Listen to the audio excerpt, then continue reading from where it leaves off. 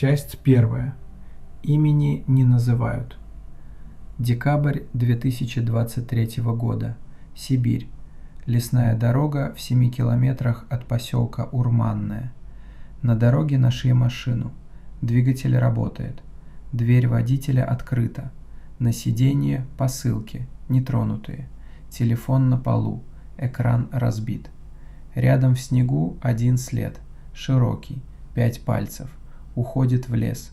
Больше ничего. Виктора Семенова ищут до сих пор, но это не первый раз. Есть слова, которые в некоторых местах не произносят вслух. Не потому, что суеверие, не потому, что традиция, а потому, что так сложилось, поколениями. Тихо, без объяснений. Просто не говорят. И всем этого достаточно. В Ханты-Мансийском округе на участке тайги между реками Казым и Малый Юган есть название, которое местные обходят стороной. Они говорят «он» или «оно», или просто делают жест рукой, раскрывают пятерню и показывают к земле, как будто указывают на след. Потому что след – это первое, что всегда находили. 5 пальцев, примерно как человеческая ступня, но значительно шире. Глубже, чем должно быть при таком размере, как будто вес тела в несколько раз больше, чем предполагает форма ступни. Промежутки между пальцами не совпадают ни с одним животным этого региона, ни с одним известным. Медведь – нет. Следы медведя здесь знают с детства, форма другая, когти другие. Лось – нет, совсем другая геометрия. Аномалия почвы, давление льда – нет. Это были следы давления живого существа, которое шло, шаг за шагом, с определенной скоростью. Просто следы, идут из леса. Иногда вокруг деревни, по краю, ночью. Иногда к одному конкретному дому. Иногда к стоящей на дороге машине. И потом исчезают. Не уходят обратно в лес, не теряются в твердом грунте. Просто прекращаются на чистом снегу, в чистом поле, как будто то, что их оставляло, перестало касаться земли или перестало существовать в том месте, где мы можем его зафиксировать. Через несколько дней после следов кто-то пропадает. Не обязательно сразу, не обязательно из того дома, рядом с которым нашли следы. Просто кто-то из деревни или из соседней уходит и не возвращается, не оставляет тело, не оставляет объяснения. Официальная версия всегда одна – ушел в лес, не вернулся. Местные знают, что это значит. Его называют пятипалом. Больше ничего. Никакого описания, никакой истории происхождения, никакой легенды о том, откуда он взялся и чего хочет. Только название и жест, раскрытый пятерней вниз, и молчание. Часть вторая. Откуда это пошло? Точную дату, когда появилось это название, не знает никто. В архивах Ханты-Мансийска есть документы, датированные серединой 50-х годов. Районный инспектор по охране труда Алексей Федорович Громов составлял технический отчет об условиях работы лесозаготовительных бригад в верховьях Казыма. Сухой документ, 32 страницы, цифры, нормативы, рекомендации. В приложении к отчету почти случайно, одним коротким абзацем, упоминается местное суеверие о существе, которое метит территорию следами и якобы предшествует несчастным случаям и потерям среди работников. Громов не придал этому значения, написал: местные объясняют производственные травмы и случаи потери работников мифологическими причинами. Рекомендовано усиление разъяснительной и политической работы среди населения. Разъяснительная работа не помогла, потому что сами ханты, коренной народ этих мест, знали о пятипалом задолго до советской власти, задолго до лесозаготовительных бригад и районных инспекторов. Но у них не было для него отдельного имени в традиционной мифологии. Это само по себе странно. У хантыйского народа богатейшая система мифологии. Есть название и объяснение почти для каждого духа, каждой силы, каждого существа тайги. Медвежий дух – строго прописаны правила обращения. Речной дух – есть ритуалы. Дух больного дерева – отдельная традиция. Всему найдено место в системе мира. Для этого не было. Один из старейшин, Иван Никанорович Айпин, в интервью местной газете в 1992 году сказал так: «Мы не называем его, потому что называние – это приглашение. Мы не знаем, кто это. Наши деды не знали. Это не наш дух и не ваш дух. Это что-то, что было здесь до нас. Оно просто есть». «До нас» – эта фраза. В советские 70-е геологи, работавшие на сейсморазведке в этом районе, рассказывали неофициально между собой на кухнях в общежитиях Нефтеюганска, что находили похожие следы еще на советских картах с пометкой «Аномальная активность». Карты датированы 30-ми годами. Что именно за активность, в картах не объяснялось. Гриф «ДСП» на некоторых листах. Кто-то знал, кто-то не счел нужным объяснять. Что существенно, в 1938 году в Козымском районе был подавлен так называемый Козымский мятеж – восстание хантыйского населения против советской коллективизации. После его подавления из района бесследно исчезли несколько сотен человек. Официально репрессии, расстрелы, этапирование. Но часть списков до сих пор не рассекречена, и некоторые исследователи этого периода говорили о несоответствии между числом задокументированных арестов и числом тех, кто просто пропал, без документов, без этапа, без следа. Это не значит, что Пятипалый появился тогда. Это значит, что граница между тем, что делает власть, и тем, что делает тайга, в этих местах всегда была размытой. Часть 3. 1.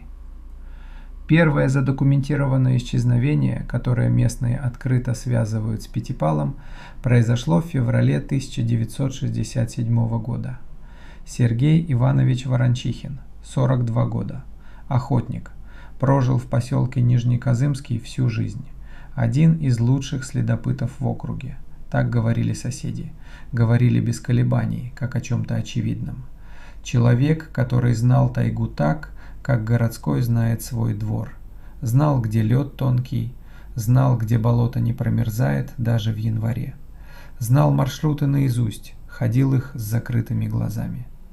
Утром 5 февраля он вышел проверить ловушки на белку. Стандартный маршрут. 3 километра по тропе, которую он ходил сотни раз. Сказал жене, что вернется к обеду. Взял лыжи, ружье, нож. Обычное снаряжение для обычного утра. Вечером не вернулся. Жена подождала до темноты, потом до утра. Утром 6-го сообщила участковому. Поисковая партия, 8 человек, опытные, вышла в тот же день.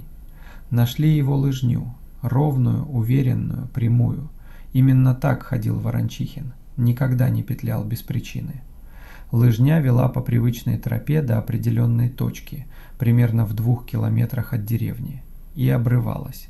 Не потому, что он упал, следов падения не было. Не потому, что снял лыжи, лыжи не были сняты, снег вокруг был нетронутым. Лыжня просто заканчивалась. На открытом плотном насте, в стороне от каких-либо деревьев или укрытий. Рядом в нескольких метрах нашли другие следы, 5 пальцев. Широкие, глубокие. Уходили из леса с северной стороны, проходили в нескольких метрах от точки, где оборвалась лыжня, и уходили обратно, на юго-запад, в сторону низины, где деревьев уже почти не было, в сторону открытого болота, которое зимой должно было промерзнуть. Официальная версия – охотник потерял ориентацию, провалился под лед на болоте, тело унесло под ледяной покров, весеннее половодье вынесет останки. Весной болото проверили, тела не нашли. Ни весной, ни летом, ни следующей весной. Ружье не нашли тоже, нож не нашли. Лыжи исчезли вместе с ним. Дело закрыли через 8 месяцев. Несчастный случай на воде, тело не обнаружено. Жена Ворончихина, Антонина Григорьевна, прожила еще 23 года. Говорила одно и то же, когда ее спрашивали. Сережа знал каждую кочку на том болоте, каждую промоину. Он бы не провалился, он туда бы не пошел. Провалился или нет, не знает никто. Но после этого случая название закрепилось. Раньше говорили что-то в лесу, оно снова было. После стали говорить Пятипалой. Негромко, вполголоса, почти беззвучно. Часть 4. Те, кто видел. За следующие 50 лет задокументированных случаев 7. Это только те, о которых говорят открыто. Сколько их на самом деле, неизвестно. Вот 3, кто видел следы и был готов об этом рассказать. Надежда Тимофеевна Злобина, 1974 год. Ей было 23. Работала фельдшером в выездной медицинской бригаде. Объезжала поселки вдоль Козыма раз в 2 недели. Плановые осмотры, прививки, выдача лекарств. Работа привычная, маршрут знакомый. В январе 1974 года они возвращались из дальнего поселка поздно, уже в темноте, около 10 вечера. Дорога узкая, лесная, освещения нет, только фары. Надежда Тимофеевна попросила водителя остановить машину, нужно было выйти. Вышла, сделала несколько шагов от дороги и сразу увидела. На обочине, буквально в 1,5 метрах от колеи, прямо в свете фар, следы, свежие. Снег еще не успел сгладить края отпечатков. Это значило, что они появились последние час-два, пока они ехали туда. Она окликнула водителя по имени, тихо, негромко. Он вышел, посмотрел, не сказал ни слова. Они вернулись в машину. Всю обратную дорогу, около 40 минут, не произнесли ни слова. Водитель смотрел на дорогу, она в боковое окно. «Я не понимала, почему молчу», — рассказывала она потом. «Просто не было слов. И не было страха, как мы обычно представляем страх. Было другое, что-то очень тихое и очень большое». Через 4 дня из поселка, мимо которого они проезжали, пропал пастух. Выгнал оленей на утреннюю кормежку, оленей нашли на месте к вечеру. Его самого нет. Следов на снегу нет. Будто человека просто вычеркнули. Надежда Тимофеевна работала фельдшером еще 30 лет. О том случае рассказала один раз, дочери, уже в старости. Просила не повторять. Дочь повторила после ее смерти. Часть 5. Официальная версия. Во всех 7 задокументированных исчезновениях официальная версия одна. Ушел в лес, не вернулся. В некоторых случаях добавляли уточнения. Несчастный случай, переохлаждение, потеря ориентации в условиях плохой видимости. В одном случае предположили уход из семьи по личным причинам. В другом – суицид. Хотя никаких указаний на суицидальные намерения у пострадавшего не было, и люди, знавшие его, это категорически отвергали. Ни в одном случае тело не было найдено. Ни в одном. Это само по себе статистическая аномалия для компактного региона. Лес большой, но не бесконечный, и поисковые работы велись профессионально. Тайга не прячет тело навсегда. Медведи, весенние паводки, таяние снега – что-то всегда выносило бы на поверхность хоть что-то. Одежду, кости, снаряжение. Особенно при 7 случаях за полвека. Здесь ничего. Никаких останков, никаких личных вещей. Как будто людей не стало, не погибли, а именно перестали существовать в этом месте. В 2008 году частный исследователь направил официальный запрос в прокуратуру Ханты-Мансийского автономного округа. Просил предоставить сводные данные по пропавшим без вести в Козымском районе за период от 1960 до 2005 годов для исторического исследования. Стандартная процедура. Ответ пришел через месяц.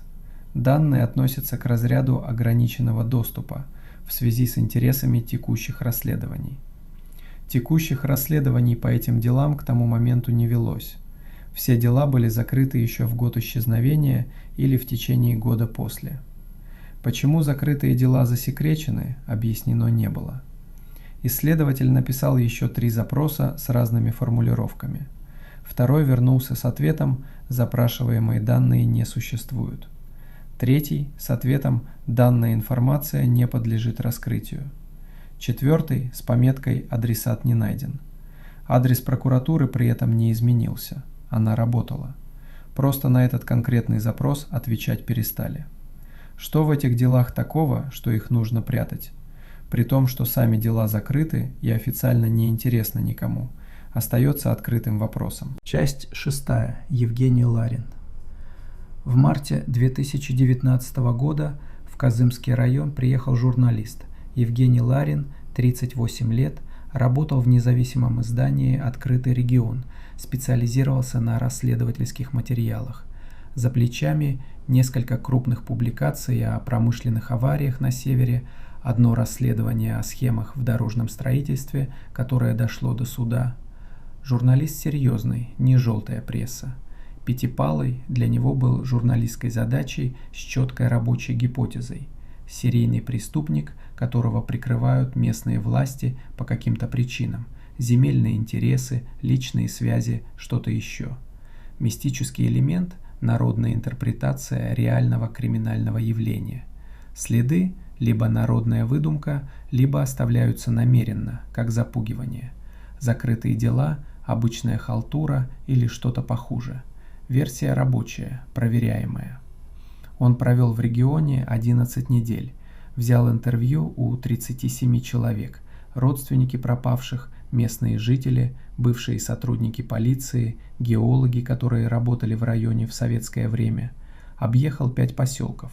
Несколько ночей провел в полевых условиях. Хотел сам посмотреть на те места, о которых рассказывали.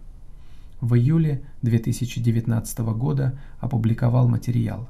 Статья называлась «Казымский феномен. Что исчезает в тайге вместе с людьми». 22 тысячи знаков. Строгий журналистский стиль. Ни одного мистического утверждения. Только зафиксированные факты, прямая речь свидетелей, документы, официальные ответы и их отсутствие. Никаких сенсационных выводов. Только вопросы, на которые у официальных структур не было ответов. Материал набрал 180 тысяч прочтений за первые 3 суток. Потом публикация исчезла. Сайт издания написал: технические проблемы, материал временно снят, на доработке. Потом просто пустая страница с ошибкой 404. Больше материал не появился. Никогда.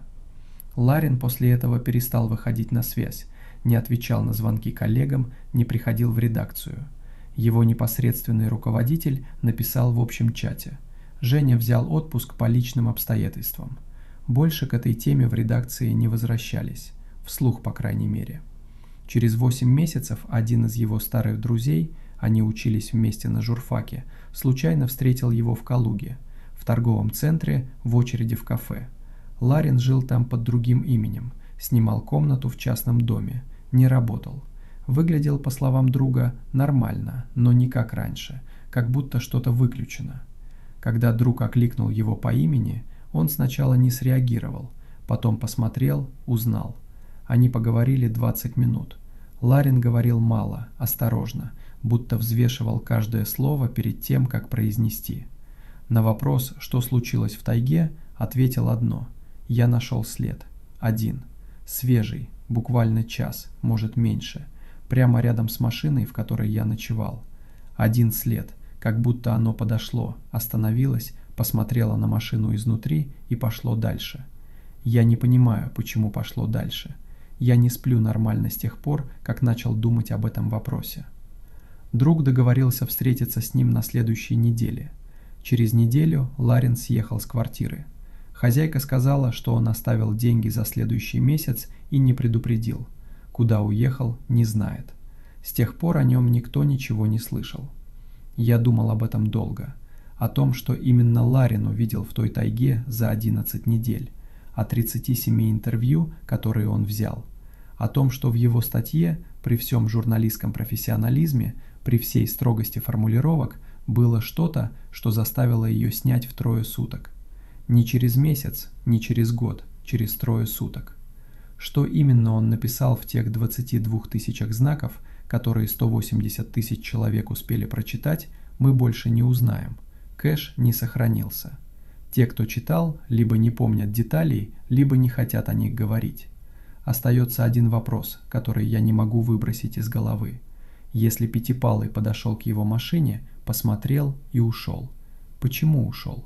Что в Ларине было такое, что его не взяли? Или что в нем осталось после той ночи такое, что он предпочел исчезнуть сам, не дожидаясь второго раза? На это нет ответа, только тишина. И новый адрес, который никто не знает. Часть 7. 3 теории о природе Пятипалова говорят по-разному. Версий много, вот 3, которые повторяются чаще всего. Первое. Человек.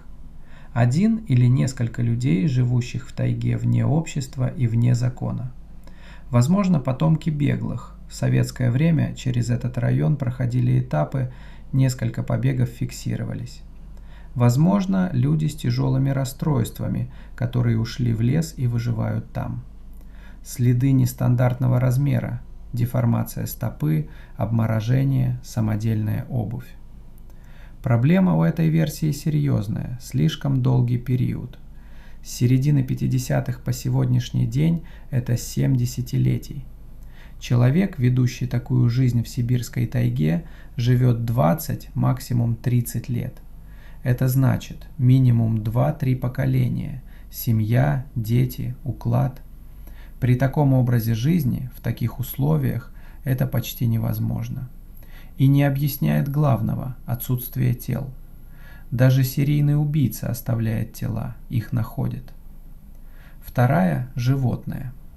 Неизвестный науке вид крупного примата или другого млекопитающего, адаптированного к условиям западносибирской тайги. Западная Сибирь – один из наименее изученных регионов планеты с точки зрения зоологии. Открытия крупных животных в труднодоступных районах Центральной Азии фиксировались еще в середине 20 века.